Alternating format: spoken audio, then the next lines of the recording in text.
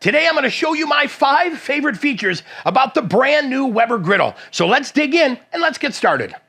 All right, now let's dig in and talk about my 5 favorite features on this Weber Griddle. Feature number 1, 28-inch griddle with a slide lid, so now I can hang the lid in the back. I've got it ready for me when I need to melt cheese or cover my griddle. Feature number 2, look at this right here in the front, high capacity grease tray. Pull that grease tray out, I'm going to be able to hold a lot of grease, a lot of drippings, and that is going to make it easier for me to clean. Feature number 3, look at this, 3 burners in the front, giving me 36,000 BTUs of heat. That is going to be consistent and even across the entire griddle. Feature number 4, wow, aluminized steel cookbox. So I know this is going to last forever. And then my last favorite feature of all, look at these amazing high quality Weber tools. Now I've got all the gear, I've got all the gadgets. It is time to do some griddling.